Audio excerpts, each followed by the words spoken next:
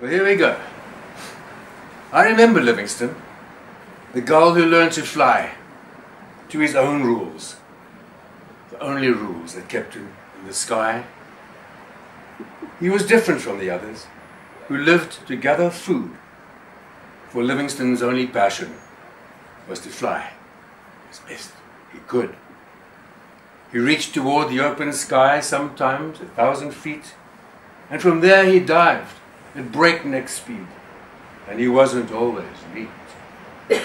Time and time again he'd fail, just when he thought he'd made it. Somehow his wings weren't strong enough, and he'd hit the sea. God damn it, there must be more to living than just chasing boats at sea, relying on men for breakfast, perhaps a crumb or an anchovy. The disappointed parents were distressed with their only child. Why couldn't you be like other gulls? Livingston only smiled. For deep within himself he knew he would fly despite rejection, to travel 200 miles an hour. There had to be perfection.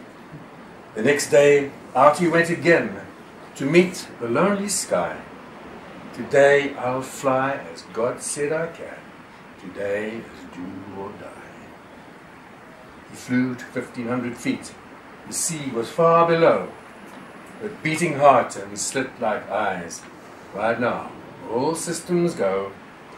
With head pulled in, wings folded back, he began the far descent.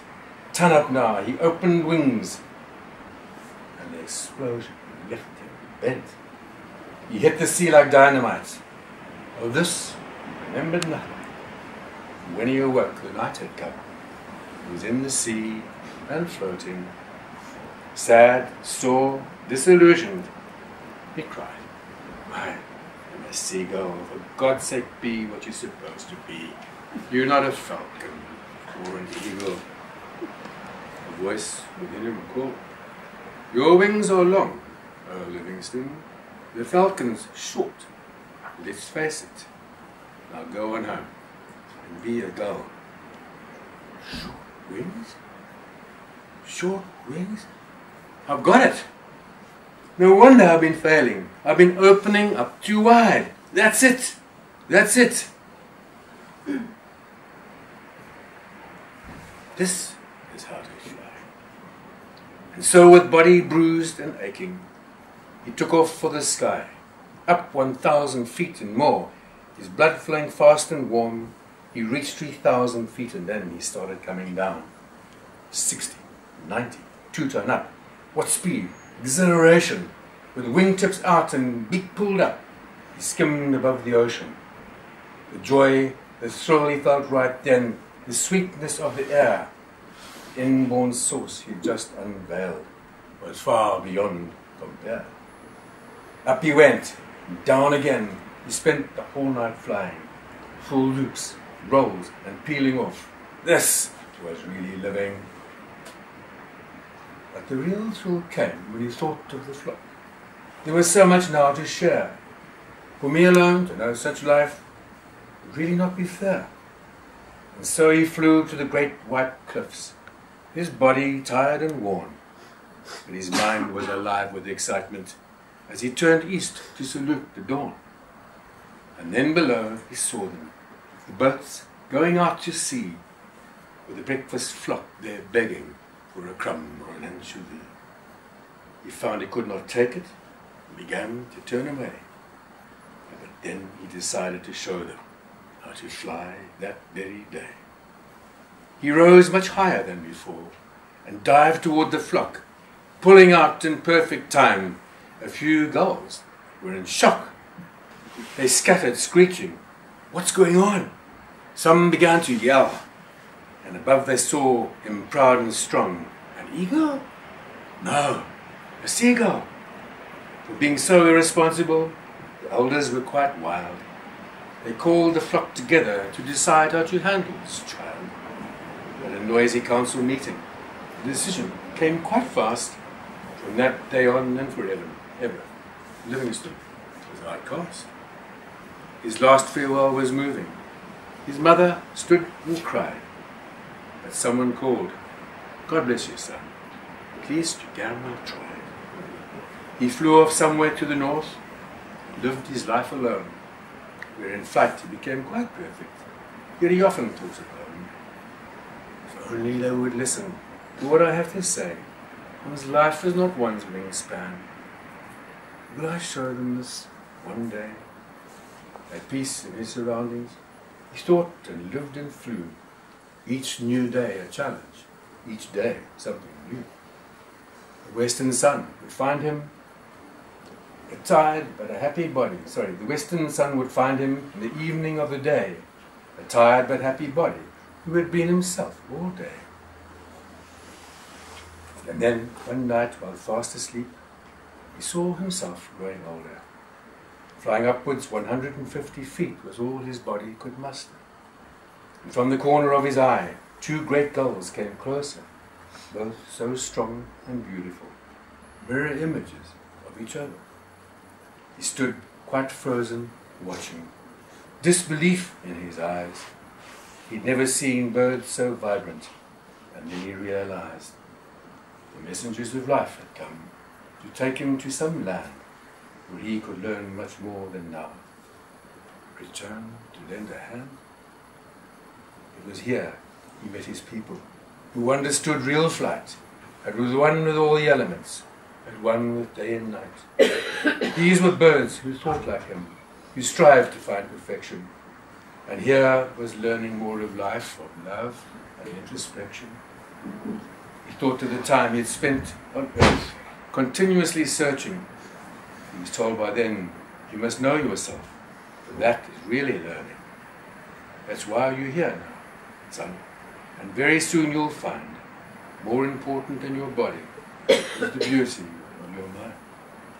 For instance, said one gracious bird, I'd like to see Japan.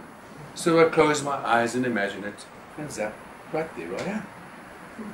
Your body has its limits, but your mind just knows no bounds. Everything belongs to you for miles and miles around. But I've thought of this so often, said Livingston earnestly. We must have the will to do these things. Like that man again, J.C. And so he learned to know himself, to be both north and south. He learned to praise the humblest forms with his eyes and body and mouth. The time arrived for him to go, to pass on from the dreaming plain. But he thanked those gulls for all their help. It was good to be back again.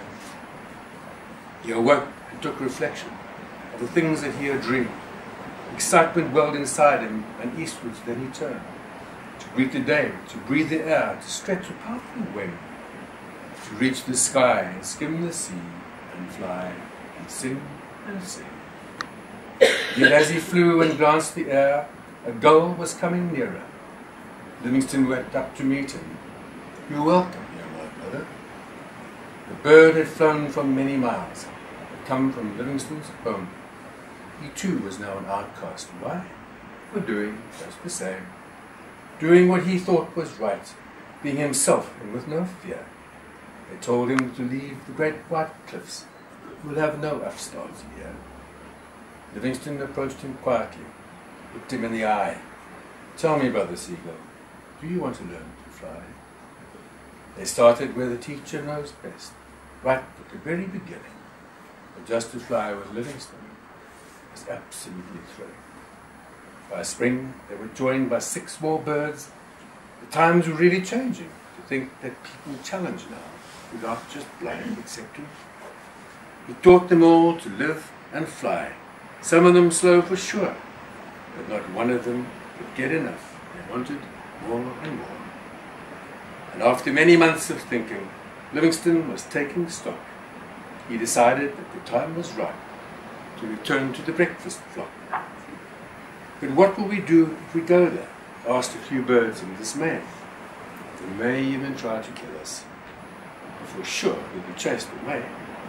But Livingston raised a wing and said, our mission is one of peace. We let them judge us by our ways. We're not begging for a truce. So they flew toward their former home, a journey with great potential. And no matter what the outcome, what they came to show was essential. Ahead of them, the great white cliffs. They flew double diamond formation, peeling off and swooping low. And from the cliffs, the exclamation, "Who are these birds? They must be gods, but yet they look like us." "That's right," cried Livingston in the sky. "You're me, we're you, you're us. Everything that limits you, you have to put aside. You've got to use your talents. This you cannot hide. Right now you have the freedom to be yourself, you know, to break the chains that bind you, to go where you need to go." And from the crowd, a frightened gull came forth with a crippled wing. "If I could only fly," he cried, "I'd surely join you then." "Come on, son," was Livingston's call. "Get off the ground there, man. The only way to learn to fly is to believe you really can." With trembling heart, he stretched his wing. He was lifted to the sky, and for the first time in his little life, he discovered how to fly. "Ignore them," said the elders, "and they will go away." But these instructions came too late, for they were here to stay. In hearts and minds and thoughts and dreams, the impression had been made. Life's purpose is for flying, and life will never fade. Pure, daring, pure naivety, and yet it grabs us. Grabs us, doesn't it?